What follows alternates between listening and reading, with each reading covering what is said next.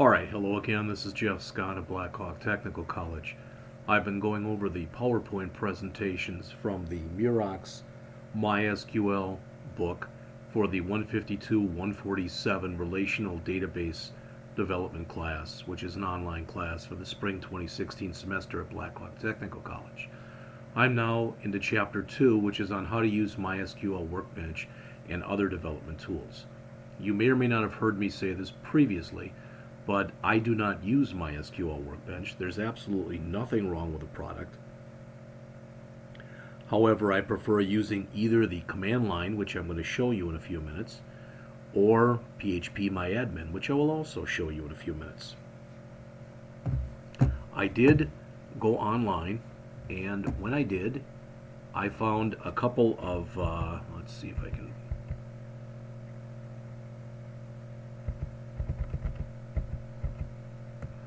I found a phpMyAdmin documentation, 147-page document, and I found a MySQL Workbench. These are both PDFs. Now this is 506 pages. I'm sure if you went through all this stuff, it says generated, document generated 2015-12-29, so I guess it can't be much more up to date than this. But I will try to remember to save both those out there on the system. So if you want to really learn MySQL Workbench and become an expert at it, you'll be able to. This one right here, this phpMyAdmin, well, January 2nd, it's today's date. I don't know if that just automatically gets generated or what, but it's very similar types of stuff. All right.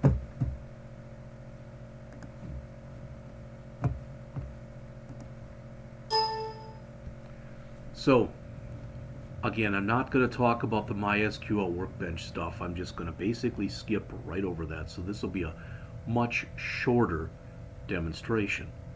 All right, I will show you how to do a few things in phpMyAdmin. Feel free to use MySQL Workbench if you want to. I'm just to the point right now in my life where I think that there's only a certain number of things I can keep in my head at one time. And since I feel that I'm fairly I'm not even going to say expert, but I'm fairly comfortable using both phpMyAdmin and using the MySQL command line. I'd prefer to use those.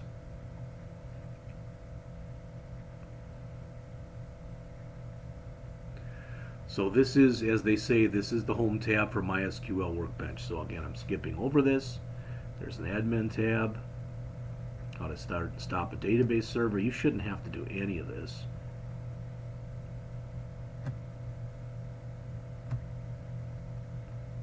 And they show some tables and some other stuff here.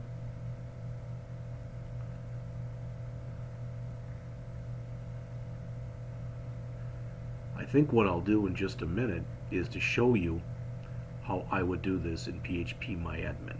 Okay? Alright, so let's just see where this gets me to. This looks like this is most of the chapter here. Alright, so I'm on slide 28 out of 34 slides. So what I'm going to do is this. If the system will let me, I'm going to go into the virtual desktop, which I'm not in right now. Alright.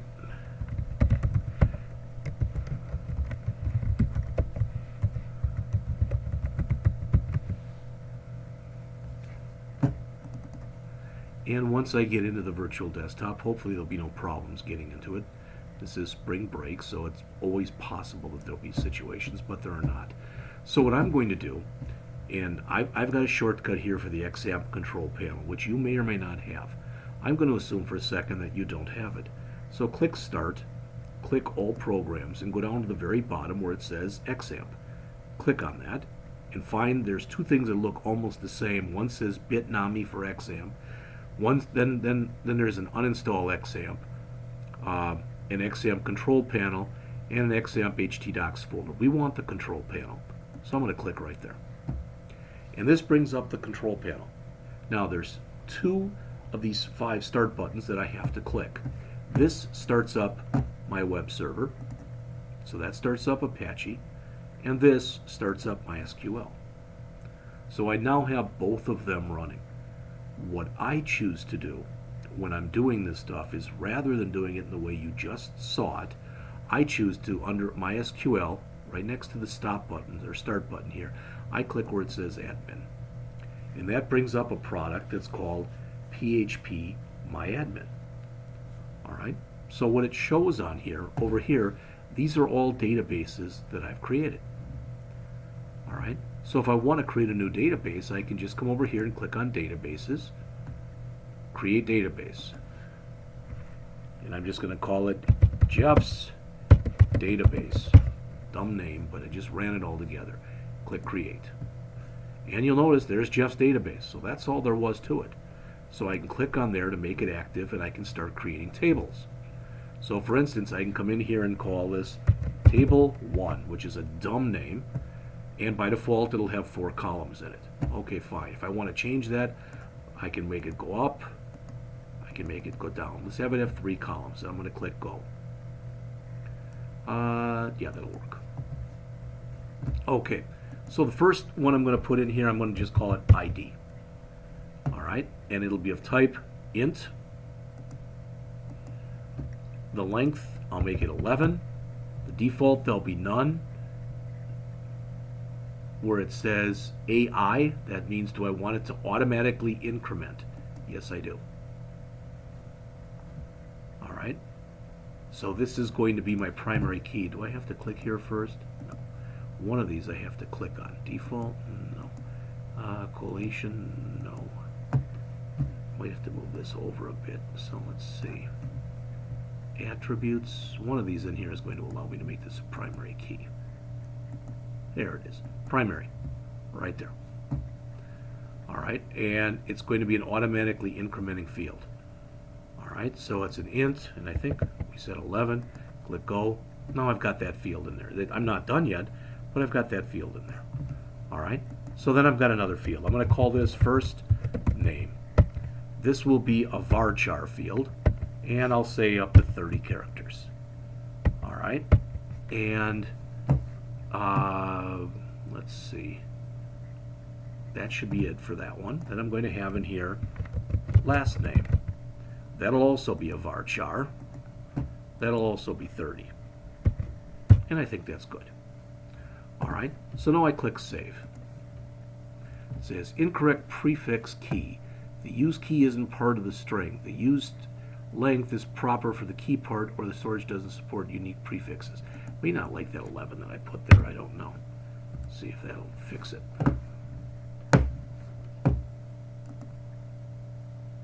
Doggone. Okay, it still doesn't like something. Incorrect prefix key. The used key isn't part of the string. The used length is longer than the key part, or the storage doesn't support unique prefix keys. Well, I do want that to be NODB. Okay, first name varchar, last name varchar, default none, int. Shouldn't have to worry about the collation. Shouldn't have to worry about this. I said it's a primary key.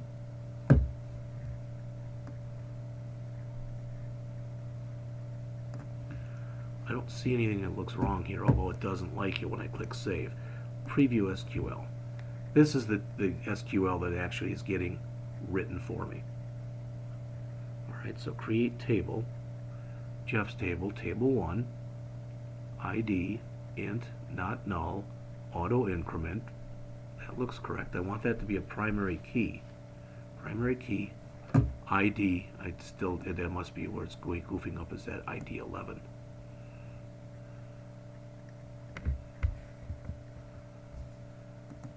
So that's what goofed it up. Hello.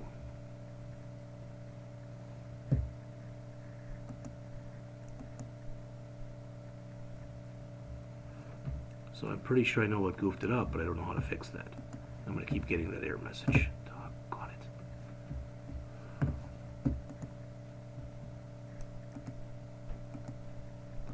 it. Alright, let's try this. I don't want to waste my time, and I don't want to waste your time if you're watching this, so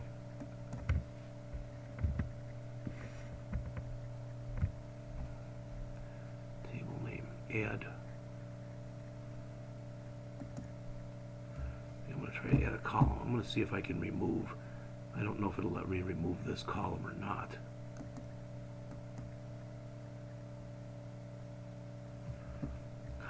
Brother.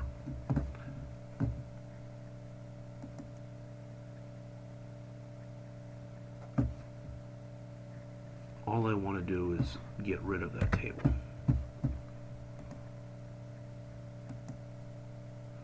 All right.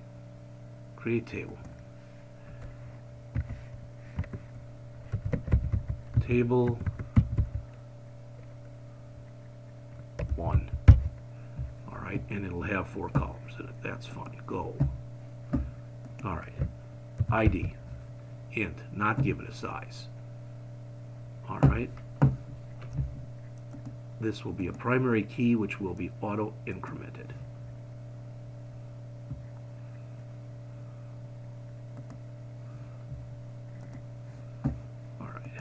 See if this time it works. First name, varchar 30.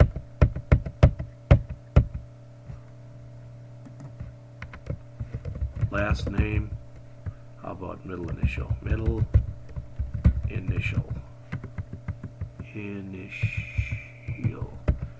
That'll be a char. Not a varchar, but a char. Somewhere in here are chars.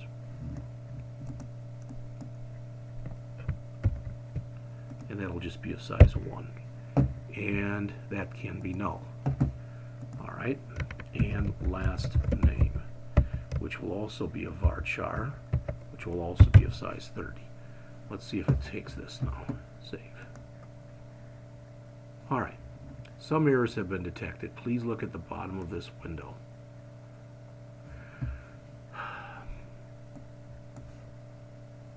I'm not sure what it is, but I'm just going to tell it to ignore them. Okay, there's my stuff. Alright, so now I should be able to come in here if I want to, and I should be able to come in and start adding records if I want to do that.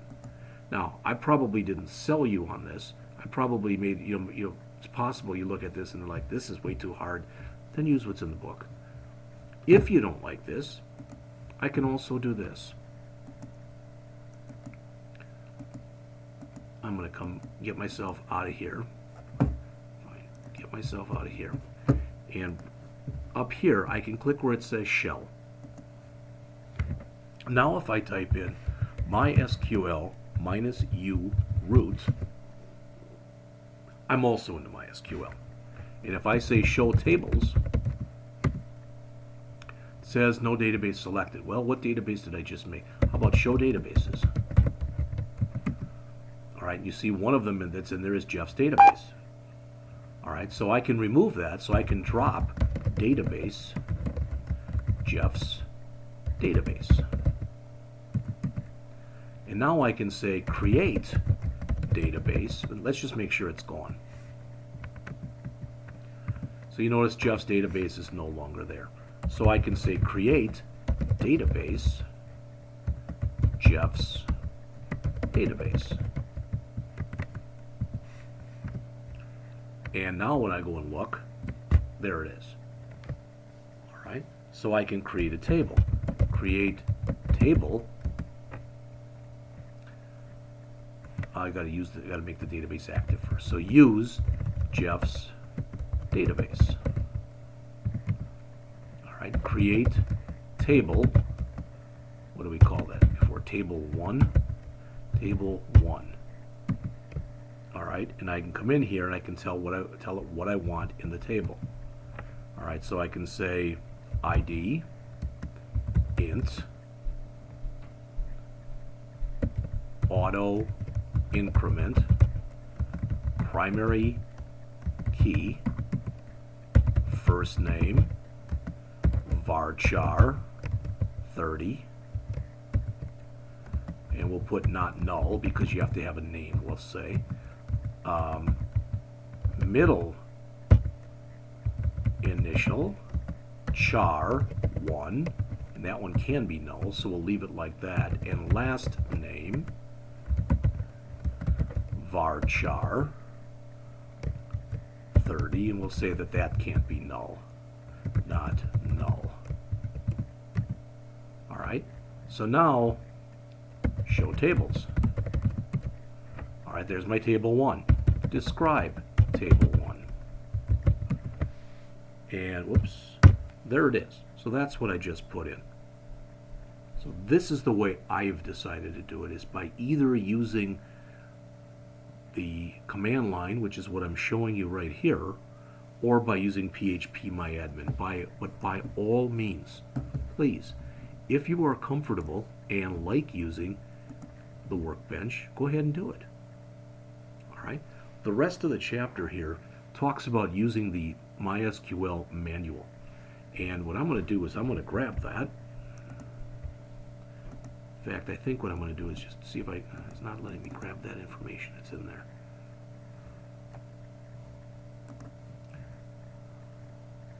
Grab this. Copy it to the clipboard. Let's get into a browser. And let's paste it in. But before we hit enter, I think the newest is 5.6, not 5.5. All right. So I'm going to hit enter. And this brings me to the MySQL 5.6 reference manual. What they have in here is virtually everything that's MySQL. Literally everything you might want to look for.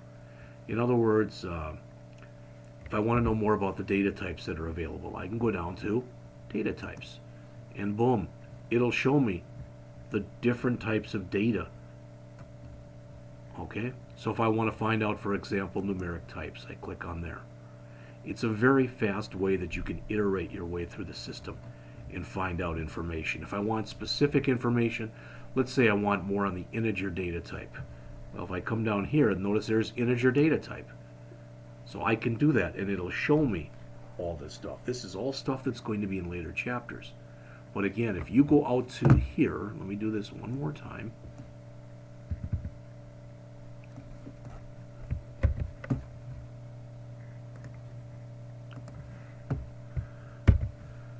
Cut this size way down.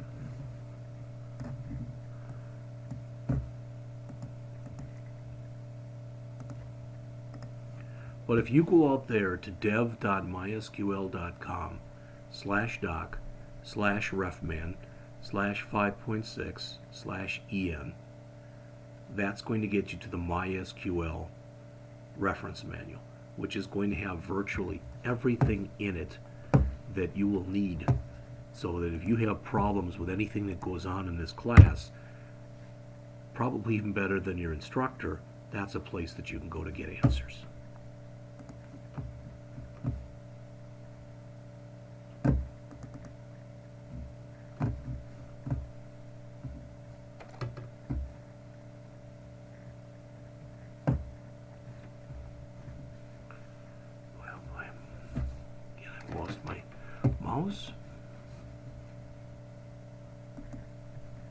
So there's the page from the reference manual.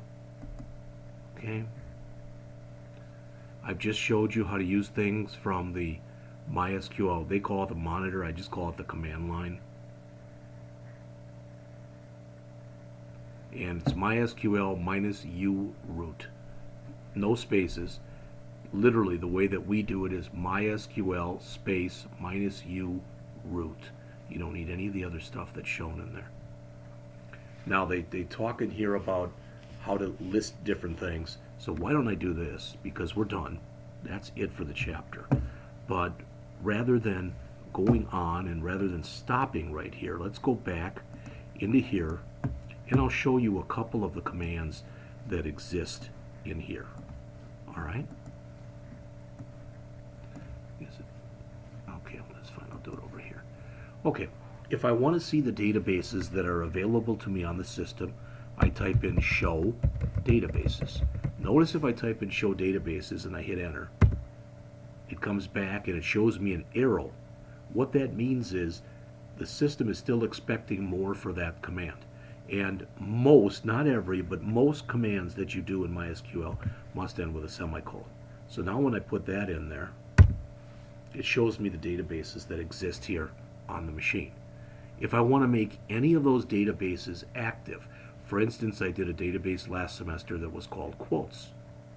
Okay, if I want to make that database active, I say use, and then the name of the database. Notice it's called quotes, but if I say use quote, and I hit enter, it comes back and it says unknown database, and it beeps at me, because there isn't anything called quotes, or quote rather, but there is one called quotes. And notice that use, that's one of those, the few commands that doesn't require the semicolon, but I can put it on there and it doesn't hurt anything. Once I've got a database active, I can say show tables, and that shows me the tables that I have in my database.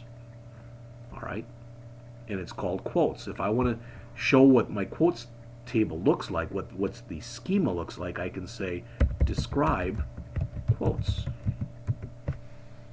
All right, so that's saying that it's got 4 fields: a quote ID, a quote, a source, or 5 fields. Quote ID, a quote, a source, a favorite, and a date entered. The quote ID, it's kind of hard to read this, but it's the primary key, all right, and it's an auto increment field.